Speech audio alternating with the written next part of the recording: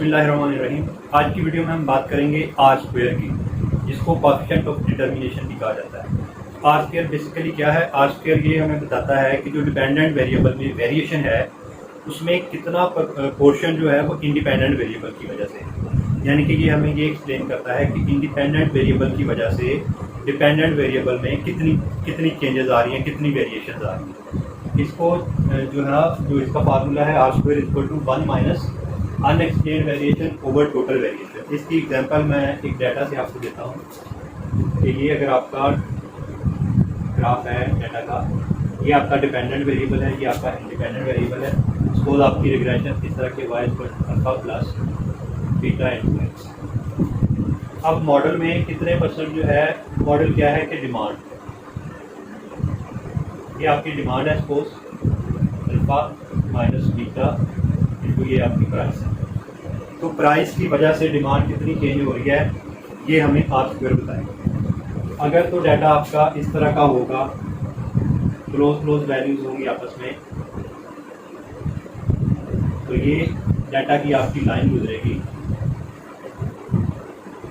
तो ये जो एरर टर्म्स हैं y, ये आपकी y हेड लाइन है जो एस्टिमेटेड लाइन है, और ये डॉट्स जो है आपकी एक्चुअल वैल्यूज। एक्चुअल वैल्यूज का और y हेड का जो डिस्टेंस होता है आपको पता है कि वो एरर टर्म होती है y माइनस y हेड, और इसको बोलते हैं अनएक्सप्लेन्ड वेरिएशन।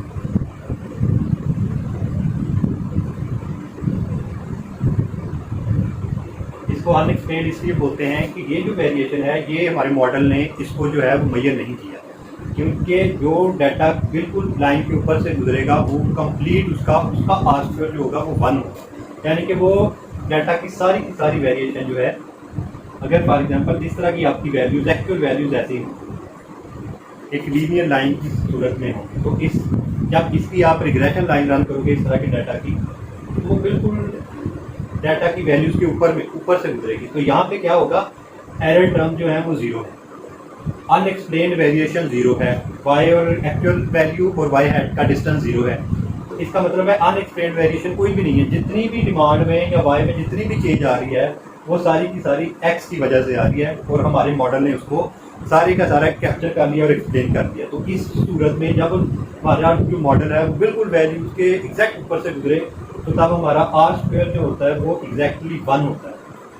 यानी कि 100% जो वेरिएशन है इसमें y में आ रही है वो x की वजह से आ रही है, और जितना ये अनएक्सप्लेन्ड वेरिएशन जितनी ज़्यादा आती जाएंगी हमारा आर स्क्वायर जो है वो कम होता जाएगा। क्योंकि आर स्क्वायर का मतलब है कि हमारा मॉडल वेरिएशन को कितना एक्सप्लेन कर रहा है, कितना डाटा जो है मॉडल को एक्सप्लेन कर रहा है या वेरिएशन को एक्सप्लेन कर रहा है। तो यही वैल्यूज अगर यहाँ ऐसे प्लॉट आपकी होती ये वाली वैल्यूज, तो इस सूरत में क्या होना था, फिर अनएक्सप्लेन्ड वेरिएशन ज़्यादा हो जानी थी, यानी कि एरर टर्म जो है या डिस्टेंस जो है वो ज़्यादा हो जाना था, जो कि हमारा मॉडल सिर्फ ये वाली वैल्यूज़ को एक्सप्लेन कर रहा है जो उसके बिल्कुल पास से गुजरे।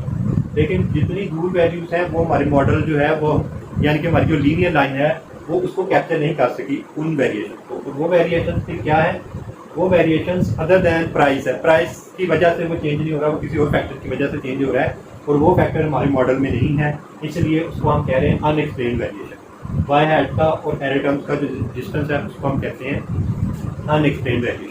अब ये देखिए आर स्क्वायर जो होता है वो डिटरमिन करता है कि कितनी जो है इंडिपेंडेंट वेरिएबल की वजह से डिपेंडेंट वेरिएबल में चेंज आ रही है, कितनी वेरिएशन आ रही है। तो जितनी अनएक्सप्लेन्ड वेरिएशन ज़्यादा होगी उतना ही आर स्क्वायर जो है वो कम होगा। अब आर स्क्वायर की जो वैल्यू है वो लाई करती है 0 और 1 के दरमियान। आर स्क्वायर जो है वो 0 और 1 के दरमियान लाई करता है कि ये 1 भी हो सकता है और आर स्क्वायर जो है वो 0 भी हो सकता है। जब आर स्क्वायर 0 होगा उसका मतलब है कि इंडिपेंडेंट वेरिएबल की वजह से डिपेंडेंट वेरिएबल में कोई जो है चेंज नहीं आ रही, कोई उसका इम्पैक्ट नहीं है डिपेंडेंट।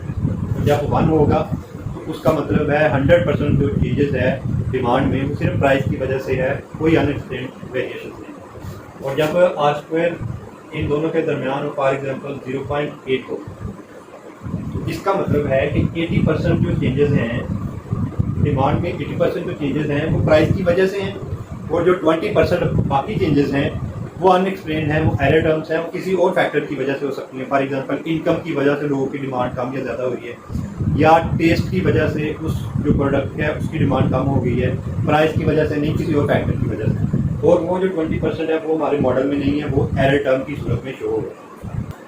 लेकिन आर स्क्वायर में एक इशू है कि जैसे जैसे हम इंडिपेंडेंट वेरिएबल को इंक्रीज करते जाते हैं, फॉर एग्जांपल यहाँ पे रिग्रेशन में आपने एक इंडिपेंडेंट लिया है, यहाँ पे एक और इंडिपेंडेंट इंक्रीज कर दें, 2 कर दें, 3 कर दें, तो जितने ज़्यादा आप इंक्रीज करते जाते हैं इंडिपेंडेंट वेरिएबल्स, तो आर स्क्वायर जो है वो ऑटोमेटिकली इंक्रीज होता जाता है। हालांकि ऐसा होना नहीं चाहिए, आर स्क्वायर तो सिर्फ तब इंक्रीज होना चाहिए कि इंडिपेंडेंट वेरिएबल की वजह से डिपेंडेंट वेरिएबल में चेंज आ गया। तो इसलिए आर स्क्वायर उस सूरत में रिलायबल नहीं रहता जब हम मल्टीपल रिग्रेशन में जाते हैं या जब हम इंक्रीज करते हैं इंडिपेंडेंट वेरिएबल्स को। तो ऐसी कंडीशन में फिर हम आर स्क्वायर नहीं यूज़ करते, फिर हम करते हैं एडजस्टेड आर स्क्वायर। तो एडजस्टेड आर स्क्वायर क्या है? तो एडजस्टेड आर स्क्वायर फिर हम यूज़ करते हैं जब आर स्क्वायर जो है वो ऐसी सिचुएशन हो कि इंडिपेंडेंट वेरिएबल्स को इंक्रीज करने से, सिर्फ उनकी नंबर ऑफ इंडिपेंडेंट वेरिएबल्स अगर हम इंक्रीज करते जाएँ तो आर स्क्वायर ऑटोमेटिकली वो बढ़ता जाता है। हालांकि मतलब कि आपने अगर 3 इंडिपेंडेंट वेरिएबल यूज़ किए हैं, एक और ऐड कर दिया, 4 हो गए, सिर्फ 4th इंडिपेंडेंट वेरिएबल ऐड करने की वजह से आपका आर स्क्वायर अगर ज़्यादा हो जाए, पहले फॉर एग्जांपल 0.8 था तो अब हो गया वो 0.9, तो वो ये एक्सप्लेन कर रहा है कि जी पहले 80% थी जो इंडिपेंडेंट वेरिएबल की वजह से वेरिएशन थी डिपेंडेंट वेरिएबल में, अब जब आपने 4th इंक्लूड किया है तो अब आपकी जो है वेरिएशंस वो 90% हो गई है। हालांकि मे बी वो जो आपने चौथा फैक्टर या चौथा वेरिएबल इंक्लूड किया है उसका इतना इम्पैक्ट ना हो। तो आर स्क्वायर जस्ट ये करता है कि जितने आप इंडिपेंडेंट वेरिएबल इंक्रीज करते जाएंगे तो आर स्क्वायर की वैल्यू बढ़ती जाएगी। तो उस सिचुएशन में फिर हम कहते हैं कि आर स्क्वायर जो है हमें मिस गाइड कर रहा है, हमें फिर उस सूरत में एडजस्टेड आर स्क्वायर यूज़ करना है, स्पेशली जब हम नंबर ऑफ इंडिपेंडेंट वेरिएबल्स ज़्यादा हों या इंक्रीज कर रहे हैं।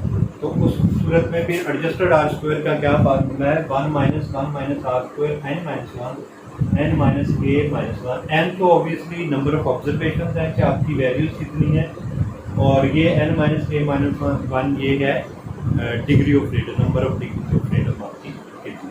अगर आपको ये वीडियो पसंद आई तो कमेंट बॉक्स में आप ज़रूर बताइएगा, और इस वीडियो को शेयर कीजिएगा, लाइक कीजिएगा, और चैनल को ज़रूर सब्सक्राइब करें।